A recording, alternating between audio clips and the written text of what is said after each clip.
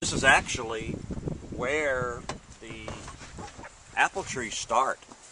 These are trees that we grafted this past spring, and if you'll look in here, you can see the graft union where they were grafted, and they were saddle grafted. And we were checking out a couple of different rootstocks, and all of your apple trees are grafted to a rootstock. They don't come from seeds. If you plant the seeds from an apple, you will not get an exact duplicate of that apple. You'll get a mutation. And planting and replanting seeds from the same variety of apple will continue to give you more mutations, and pretty soon it won't even be a recognizable variety anymore. So the only way to perpetuate a variety of apples is through grafting, which is cloning. So that you get the same peel, the same color, the same flesh, the same flavor.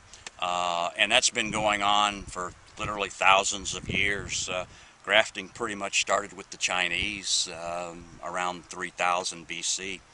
And today we've got over 7,000 different varieties of apples. So to start a new tree, you just simply go out to an existing tree that is fruiting real good, and this year's wood, this year's growth will be next year's fruit, and that looks like a fruiting bud there, and that looks like a fruiting bud.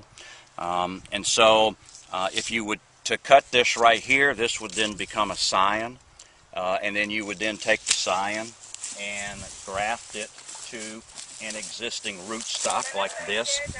And this is an existing rootstock, and we'll take the growth off of that rootstock, and then we'll graft it via a saddle graft right here.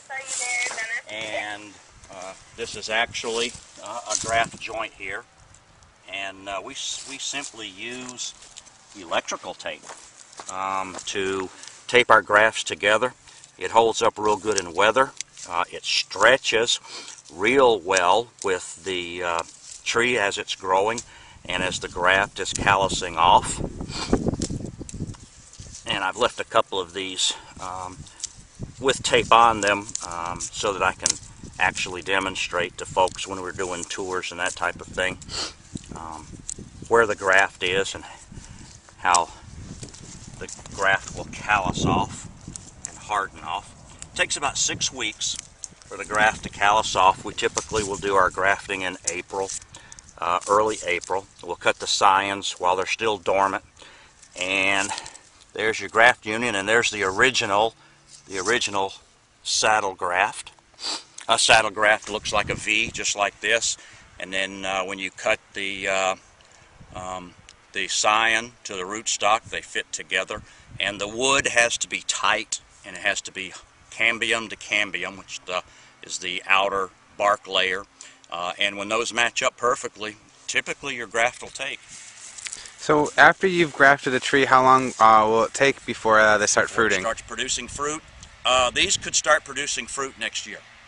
Now, noticing that these G11 Jonago Reds seem to be quite vigorous, I may let them produce fruit next year to slow down the growth of the tree. Or if the growth slows down on its own, I'll wait till maybe the 3rd year. It's better to wait until about the 3rd year under the new training systems. And under the new training systems like tall spindle, the trees can be planted this close together. And then we would train the branches to grow below the horizontal like this. And we bend them down using a biodegradable rubber band. Put the rubber band around the trunk, then around the branch. And as these get bent down, it changes the hormonal structure of the branch so that it produces more fruiting buds than vegetative buds. So the more fruiting buds it produces, the more fruit you'll get. The more vegetative buds it produces, the more leaves you get, and the less fruit. So you want to strike a balance between the two. But these will be ready to be pruned up, and we'll probably cut these off. This will be your leader here, and then these will have to be staked. And then the next branches they produce will probably be the training branches. But under the new tall spindle systems, you can get 4 times the trees in the same location as you can under the older systems.